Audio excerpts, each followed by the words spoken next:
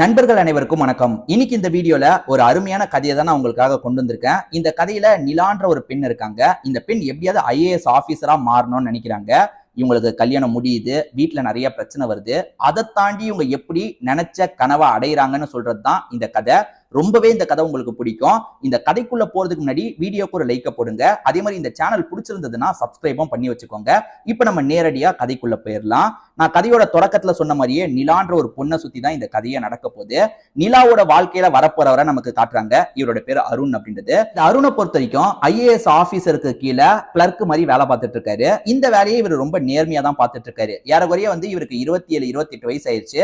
வீட்டை சேர்ந்தவங்களும் சீக்கிரமா இவருக்கு கல்யாணம் பண்ணணும்னு நினைக்கிறாங்க. ஏன்னா இவருக்கு கல்யாணம் பண்ணிட்டு இவரோட தம்பி லோகேஷ்க்கு கல்யாணம் பண்ணோம். அவனுக்கு 25 வயசு ஆகுது.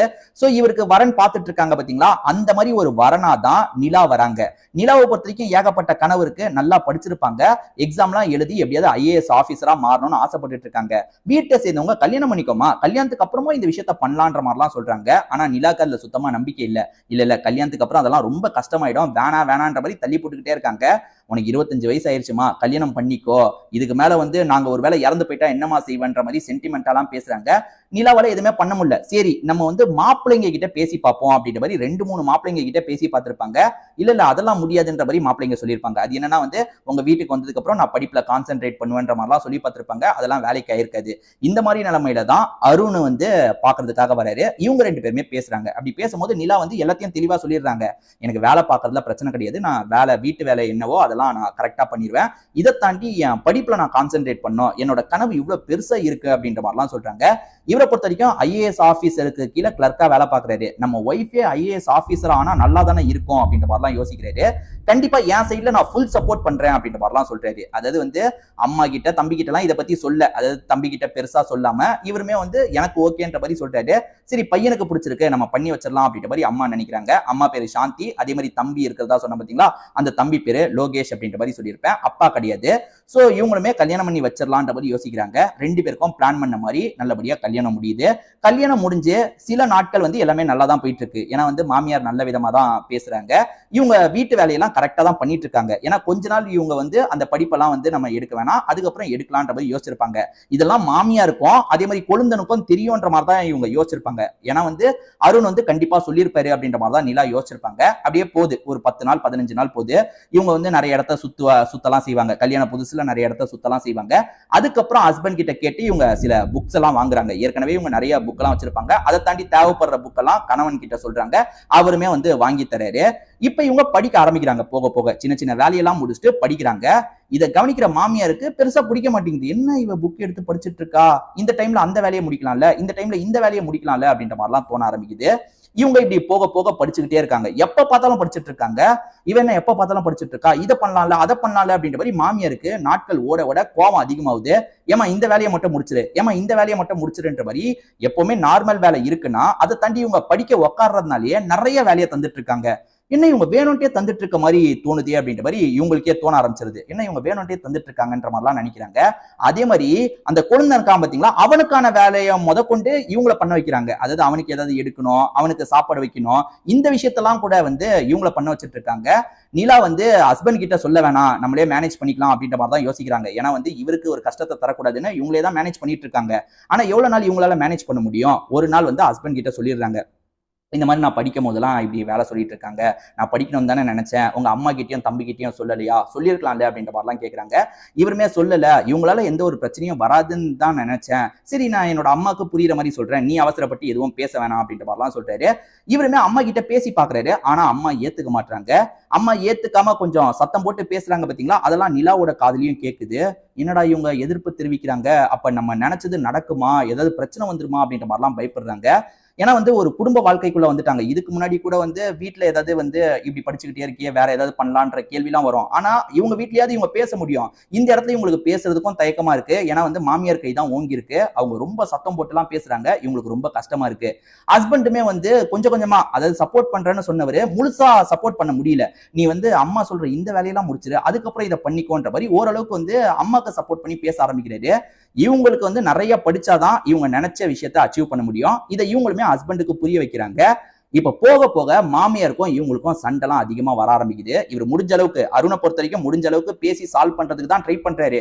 ஆனா அதை மீறியும் எப்ப பாரு அவங்க 2 பேருக்குள்ள சண்டை வருது. அப்படி சண்டை வரும்போது ஃபுல்லா இவங்க சப்போர்ட்டும் பண்ண மாட்டாரு, அம்மாக்கு தான் அதிகம் சப்போர்ட் பண்றாரு. இதனால இவங்க 2 பேருக்குள்ளயும் போக போக சண்டைலாம் ஏற்பட ஆரம்பிக்குது.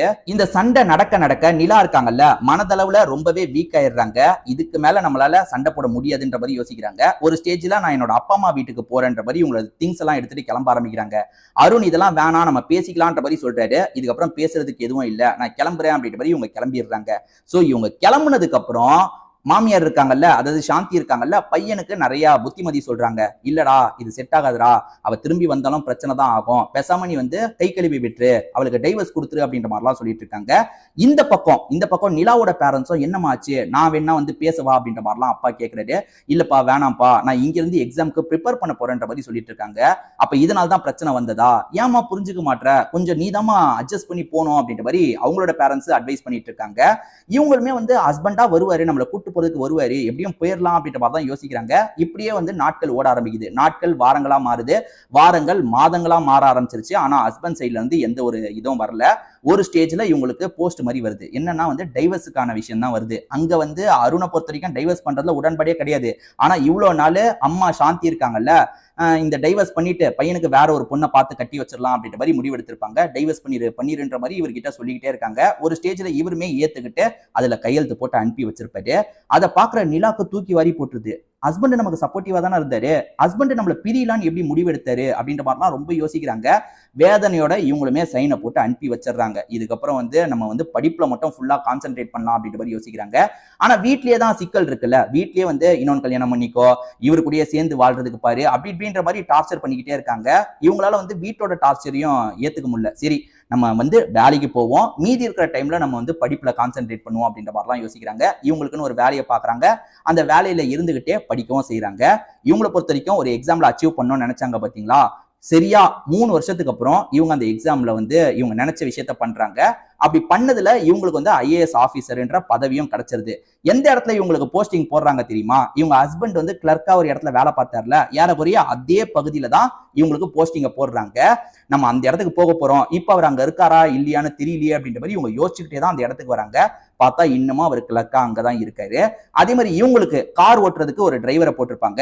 அந்த டிரைவர் கிட்ட தான் இவங்க பேசுறாங்க. அதுதான் அங்க அருண் ஒருத்தர் இருக்காரான்ற மாதிரிலாம் பேசுறாங்க. இருக்காரு மேடம் அப்படின்ற மாதிரிலாம் இவர் சொல்லியிருப்பாரு.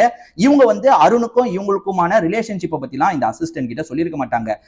பாக்குறாங்க அருண் இருக்காரு, அருண்மே இவங்களை பார்த்து ஷாக் ஆயிடுறாரு, உள்ளுக்குள்ள சந்தோஷமா படுறாரு. ஏன்னா அருண் இவங்க மேல கோவமே பட்டிருக்க மாட்டாரு, வீட்டுல அம்மா தான் இந்த மாதிரிலாம் பண்ணிருப்பாங்க.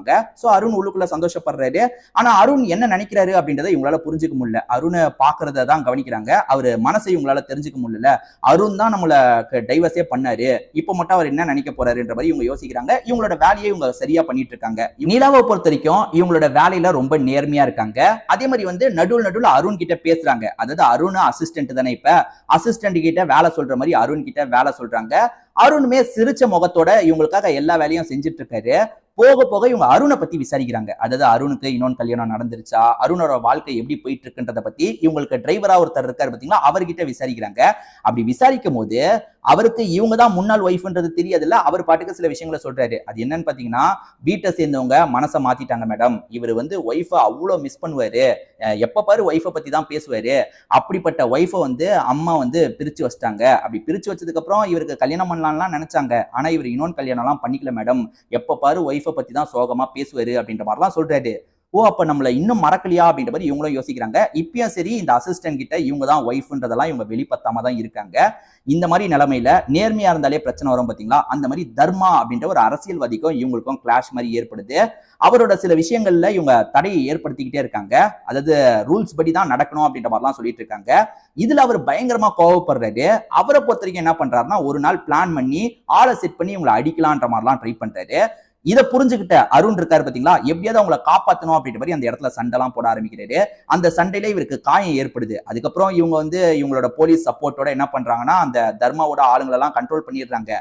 ஆனா அருணுக்கு அடிபட்டது பாத்தீங்களா, அருணுக்கு அடிபட்டோன்னே இவங்க உடஞ்சு போயிடுறாங்க. வேகமா ஹாஸ்பிட்டலுக்கு கொண்டு போய் அவருக்கு ட்ரீட்மெண்ட் எல்லாம் கொடுத்துட்டு இருக்காங்க. அவருமே கொஞ்சம் கொஞ்சமா தேறி வந்துட்டு இருக்காரு. அப்படி தேறி வரும்போது இவங்க கூட இருந்து சப்போர்ட் பண்றாங்க. அதாவது இவங்க இப்ப ஒய்ஃபா இல்லைனாலும் கூட இருந்து சப்போர்ட் பண்றாங்க. என்னடா இவங்க இவ்வளோ இவரை கேரிங்கா பாத்துக்கிறாங்களே அப்படின்ற மாதிரி அசிஸ்டன்ட்டுக்கு போக போக தான் இவங்க தான் முன்னாள் ஒய்ஃப் அப்படின்றது தெரிய வருது. அப்படி பேசும்போது முன்னாள் ஒய்ஃபை பத்தி இவரும் கொஞ்சம் திட்டுற மாதிரி பேசியிருப்பாரு. இவனை போய் புரிஞ்சுக்காம அந்த பொண்ணு போயிட்டாலே அப்படின்ற மாதிரி திட்டுற மாதிரிலாம் பேசியிருப்பாரு. ஐயோ இவங்கள வேற திட்டிட்டுமே அப்படின்ற மாதிரி அந்த டிரைவருக்கு கொஞ்சம் பயமும் இருக்கு. சாரி மேடம் அப்படின்ற மாதிரி சொல்றாரு. அதெல்லாம் ஒன்றும் பிரச்சனை இல்லை அப்படின்ற மாதிரி இவங்களுமே அந்த டிரைவரை பெருசா கண்டுக்க மாட்டாங்க, மன்னிச்சு விட்டுறாங்க.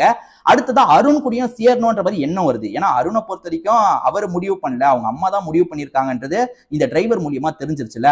அதே மாதிரி நமக்கு ஒரு ஆபத்துன்னு வரும்போது சட்டுன்னு உள்ள வந்திருப்பாரு. பெருசா சண்டை போட தெரியலனாலும் நம்மளை காப்பாத்துறதுக்காக முன்னாடி வந்தாருல, அதுலலாம் கொஞ்சம் இம்ப்ரெஸ் ஆயிருப்பாங்க. தர்மாவோட பிரச்சனையை இவங்க ஒரு பக்கம் லீகலா ஃபேஸ் பண்ணிட்டு இருக்காங்க. இப்ப தர்மாவும் ஒரு ஸ்டேஜ்ல லாக்கே ஆக வச்சிடுறாங்க. அவருக்கு சட்ட ரீதியா இதுக்கப்புறம் தண்டனை கிடைக்க போகுது. இவங்களை பொறுத்த வரைக்கும் அருண் கிட்ட நம்மளே பேசலாம், நம்ம மனசுல இருக்க விஷயத்த சொல்லிடலான்ற மாதிரி யோசிக்கிறாங்க. அதாவது நம்ம திரும்பி சேர்ந்துடலாமா அப்படின்ற மாதிரி அருண் கிட்ட கேக்குறாங்க. அருணுக்கு ரொம்ப ஆச்சரியமா இருக்கு, என்ன திடீர்னு சேர்ந்துடலாம்னு சொல்றா அப்படின்ற மாதிரிலாம் யோசிக்கிறாரு. இவருமே நடந்த எல்லா விஷயத்தையும் புரிய வைக்கிறாரு. நீ போனதுக்கு அப்புறம் இந்த மாதிரி தான் நடந்தது, இந்த நிலைமையில நான் என்ன மாதிரி முடிவு எடுக்க முடியும், நீயே சொல்லு அப்படின்ற மாதிரி இவங்க கிட்டயே கேக்குறாரு. எனக்கும் புரியுது, விடுங்க, நம்ம 2 பேரும் திரும்பி சேர்ந்துடலாம் அப்படின்ற மாதிரிலாம் சொல்றாங்க.